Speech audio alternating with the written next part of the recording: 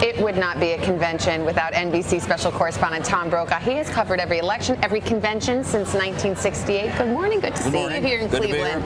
I mentioned 1968. There's something about this time and how unsettled we are as a nation that reminds us. You know, there was a different dimension to 68. We were in a big war. We lost 16,000 people that year. The President of the United States was forced to step down in the Democratic Party, Lyndon Johnson. And then in Chicago, it was a running riot for every day of the convention. We had Grant Park filled with protesters in the hall. There was a deep, deep divide about what the party should be.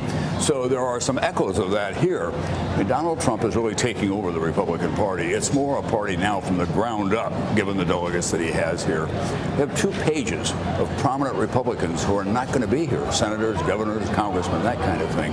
So this will be a real struggle for the soul of the party. One of the things we've spoken about a lot, Tom, this morning with the mayor and in some of our pieces is security in the wake of what we expect to be wide-scale protests here in the streets of Cleveland. And I bring it up because I want your take on what is our responsibility as the people covering this convention and covering these protests to make sure we get it right. Well, I think be even-handed is the big issue. I mean, in 68, it was a very emotional time because the kids really captured a lot of the people. But then when you look back on it, the kids did a lot of things that were completely out of line. But 1968, there was no social media and there weren't images that could be flashed immediately. Yeah, you know, look, there are so many parts. We're going to do a story this week on social media, and it really has taken a very, very prominent place. Underappreciated, I think, by mainstream media about how the impact that social media has on voters out there. And they've moved a lot of what Donald Trump has realized here, I think. So we do our job. You know, people look in on us, and we've got to tell the story as best we can about what is going on, what the motivation is, and how the police are responding to it. There were no preparations in 68 for this kind of thing. They had a line of policemen outside, but they didn't have what we have to go through here, the long lines, all the credentials, that kind of thing. So it is a much, much different time.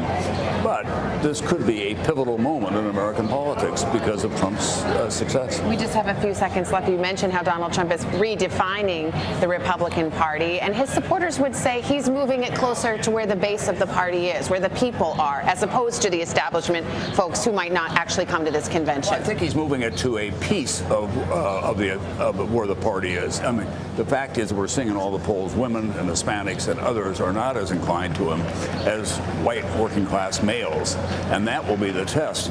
And if he's successful in the fall, then he'll have a hold on the party. If he's not, they'll come back and say we want our party back. So we'll see. On that note, we're back from Cleveland after your local news. Hello, Today fans. Thanks for checking out our YouTube channel. Subscribe by clicking that button down there and click on any of the videos over here to watch the latest interviews, show highlights, and digital exclusives.